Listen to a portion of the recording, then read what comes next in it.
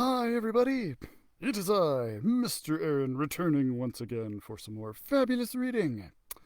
So, we are reading The Magic Treehouse Revolutionary War on Wednesday. And you may remember yesterday they had just seen General George Washington as he was preparing to get his troops ready to cross the Delaware for a daring secret mission.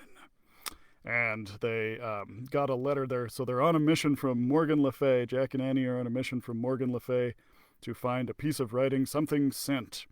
And so they think maybe they found it because there was this captain who gave them this letter that he wants to send to their children, or he wants to send to his children, rather. So that is where we are picking up today. Good luck, Captain, Jack called. He hoped he would never have to send the letter to the man's children. Suddenly, Jack clutched the letter to his chest. Send, he whispered. This letter was the writing they'd been looking for. Something to send. He and Annie could go home now. Their mission was over. Jack shoved the captain's letter into his bag. Now he just had to find Annie. As he looked around, he shivered. Where is she? He muttered. Jack started moving through the crowd looking for Annie. It was hard to see. The wind was blowing harder. The snow fell faster. Jack started to panic. Annie, he called. As he wove quickly in and out of the crowd, he kept calling for her. None of the soldiers noticed him. They were all too busy. Finally, Jack came to the river. Through the lamplit mist, he saw soldiers waiting to get into the boats. Some had already climbed aboard. Jack! Came a cry. Jack saw the figure of a small girl. She was sitting in the back of the biggest boat. No way, he whispered. Jack charged down to the boat. He stood at the edge of the water. What are you doing? Jack shouted. This is George Washington's boat, Annie said. It's our big chance to spend time with him. We may not get another one. Jack looked at the other end of the huge boat. Through the mist and falling snow, he saw the commander-in-chief talking to his crew. We can't go with him, said Jack. We'll get in the way of his secret mission. Besides, we have something to send now. What? How? Said Annie. A letter. The captain gave me his letter to take back to Frog Creek, said Jack. We're only supposed to send it if something bad happens to the captain. We can go home now. Oh, can't we go a little later? Asked Annie. Jack climbed into the boat to pull her out. No, come on, he said, taking her hand. Suddenly, the crew moved to the back of the boat near Jack and Annie. The men grabbed their oars and started pushing the boat away from shore. We're taking off, said Annie. No, we have to get out, Jack said to the rowers. But the men were working too hard to pay any attention. They were using their oars to hack up the ice at the edge of the river. Excuse me, Jack said in a loud voice. Just then the boat jolted forward. Jack nearly lost his balance. The boat broke through more ice. Rough waves sloshed against its sides.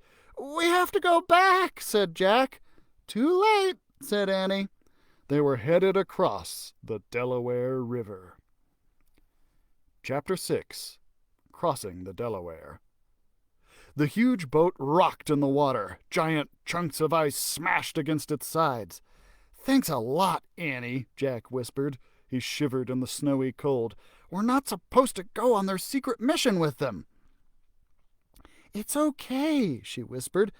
Maybe we can help George Washington. Are you nuts? Jack whispered. We should be on our way home now. The boat hit a piece of ice. The boat bounced and then dipped into the river. Jack clung to the wooden side. He hoped they wouldn't turn over. Nobody could survive in this icy water. He thought. It would be like sinking on the Titanic. Oh, so we have a question. Western Wyoming Weather asks twice a day. So it was actually two different programs, just so you know, guys. This, I forget which one was earlier today. Was it Toddler Time that was earlier today with Miss Becky, or was it Creating with Constance? Anyway, there was that one, and then there's this one. So I read every day at 2 p.m., and then the other programs have their own separate time. So sometimes there's two in a day, yeah, but not always. Anyway, Good question. Sorry, I just glanced up and saw the question there. Anyway, back to the story. The crew fought hard to keep the boat moving forward. They rowed past chunks of ice into a smoother part of the river. Light from oil lamps shone on the water, making the ice chunks behind them glow like huge, glittering jewels. Jack looked back. Other boats were following them. They were filled with soldiers, horses, and cannons. "Where exactly are we going?" Annie whispered. Jack shrugged. He reached into his bag and pulled out their Revolutionary War book. By the dim lantern in the light in the boat, he searched through the book. He found a painting of George Washington crossing the Delaware.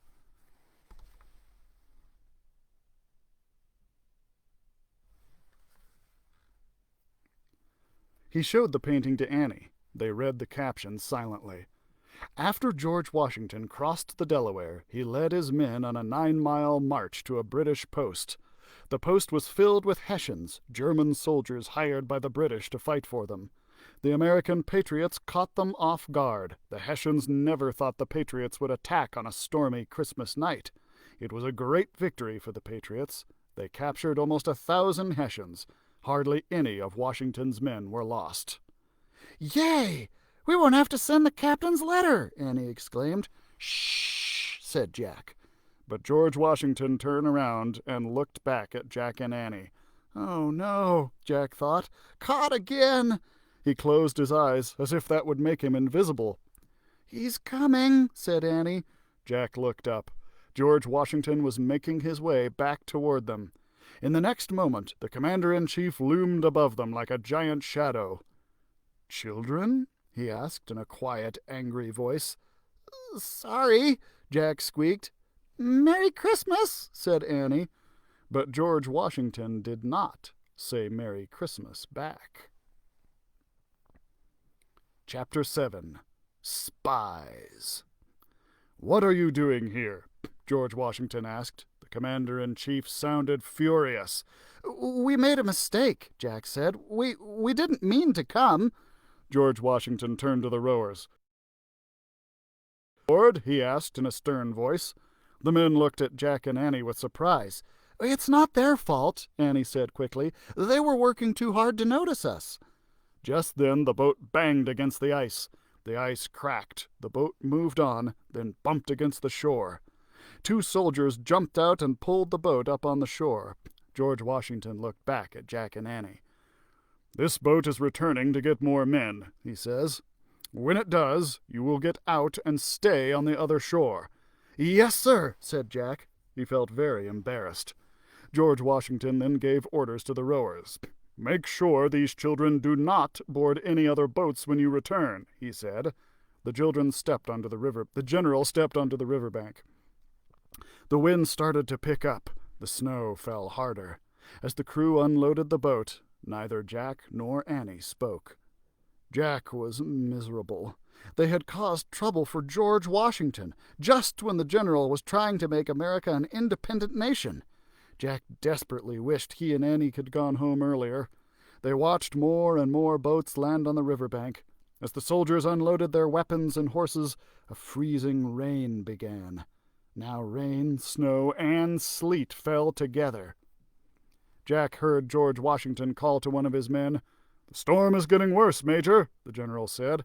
"Yes, sir," the major said. "I think we're in for a blizzard," said Washington.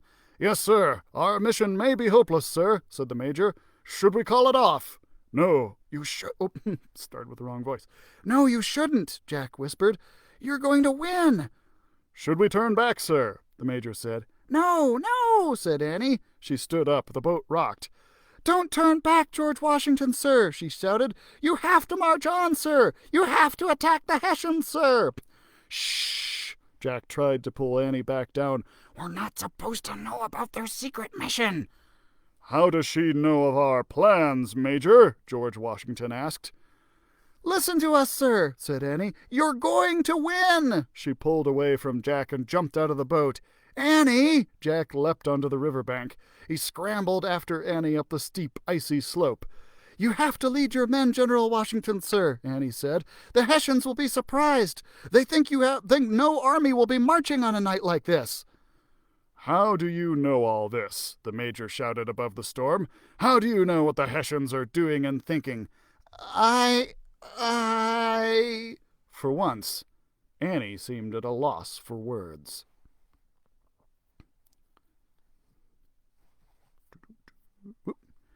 "She just guessed," said Jack. Just then the bearded soldier who had yelled at Jack earlier stepped forward. "I saw this boy earlier," he said. "He was writing things down."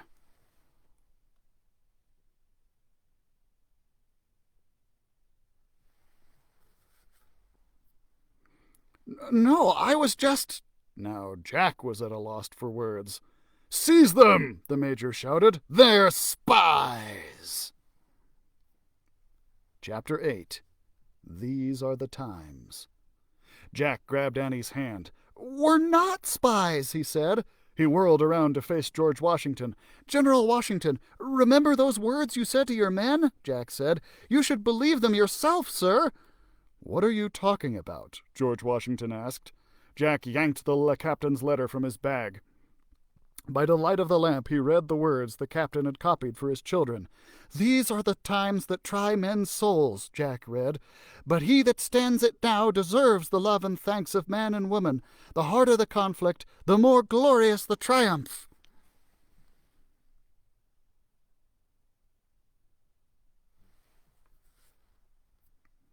Jack looked at George Washington. "Even if things look impossible, you should keep going, sir," he said. "The harder things seem, the greater the triumph, right? That's what you read to your men. You have to keep going for their sake." "Yes, and you have to keep going for our sake," said Annie. "For the sake of the future children of America, sir." As the wet snow hissed about them, George Washington stared a long moment at Jack and Annie. Finally he put a hand on each of their shoulders.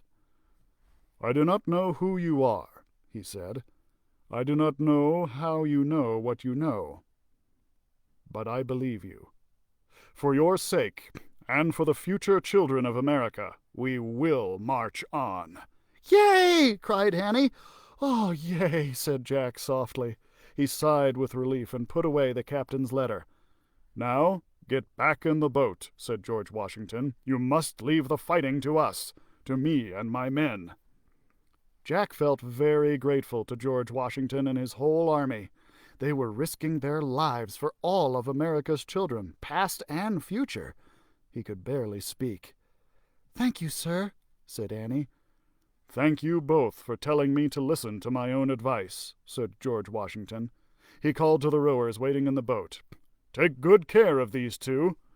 George Washington climbed onto his horse. He looked down at Jack and Annie. "Merry Christmas," he said. Then the commander-in-chief rode away into the stormy darkness. Chapter 9. Flash.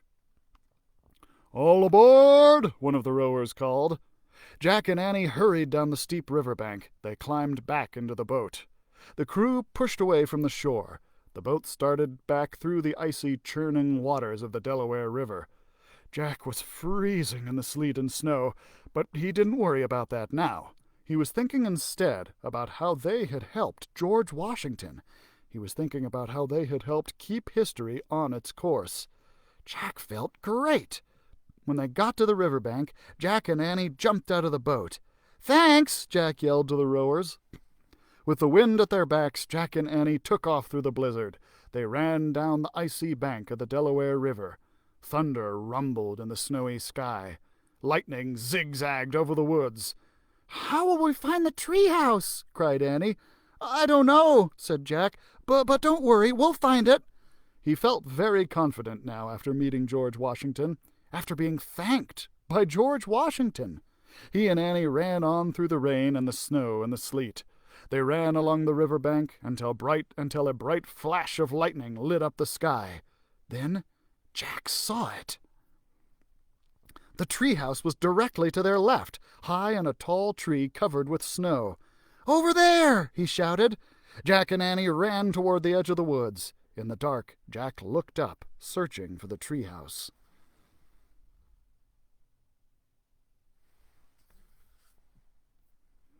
Lightning lit the woods again. Jack saw the rope ladder flapping wildly in the wind. He grabbed it. "Annie!" he called. "Here!" she said. "Let's go!" he said. They climbed up the swaying ladder and scrambled into the treehouse. They were soaking wet and covered with slush and snow. Annie grabbed the Pennsylvania book. "I wish we could go there!" she shouted. The wind blew even harder. The treehouse started to spin. It spun faster and faster. Then everything was still. Absolutely still. Chapter 10. This Peaceful Place. Gray early light spilled into the treehouse. Birds sounded in the woods. The summer wind felt warm and gentle. Jack and Annie were wearing their nice dry clothes again. "Oh, man," said Jack, "it's good to be home." "Yeah," said Annie, sighing, "back in this peaceful place." Jack pulled the captain's letter out of his pack. He turned it over. It was addressed to Molly and Ben Sanders, Apple Tree Farm, Frog Creek, Pennsylvania. "Molly and Ben lived on a farm near these woods over 200 years ago," said Jack. Annie gently touched the letter. Your dad is going to make it home, kids. He misses you," Annie whispered, as if she could send comforting words back through time. Jack carefully placed the special writing from the Revolutionary War next to the writing from the Civil War.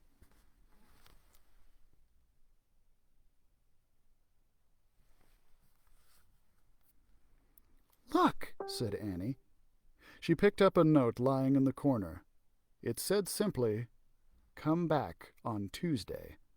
"Another message from Morgan," said Annie. Jack smiled. He pulled on his pack. "See you on Tuesday, Treehouse," he said. He started down the rope ladder, and Annie followed. In the early daylight they ran through the Frog Creek woods. Then they ran down their street. They climbed onto their porch and rested against the railing. They looked out at the dawn sky. Jack remembered the whoosh of the cold wind on the Delaware. He remembered the hiss of the wet snow and the slosh of the icy waves. He remembered George Washington reading to his men. "The harder the conflict, the more glorious the triumph," Jack whispered. "Those words are true," said Annie. "It was a hard conflict, and I feel kind of glorious right now, don't you?" Jack laughed. "Yeah, definitely," he said. Then he and Annie slipped into their quiet, peaceful house.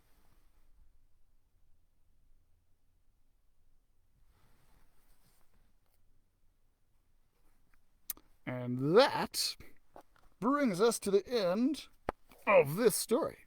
It's a pretty good story, huh, guys? All right. Thank you so much for tuning in, guys. I hope you will tune in for our future broadcasts, and of course be sure to check out our other live programs, Toddler Time with Miss Becky, Stories with Sunny, and Creating with Constance. And don't forget that you can access library resources through our digital content services such as Overdrive, RB Digital, Hoopla, and Cloud Library. And Overdrive is actually what we were reading on today via my trusty dusty Kindle, although I forgot to charge it, so I did have to have it plugged in today. But all right, guys. Thanks for tuning in, and we will see you tomorrow.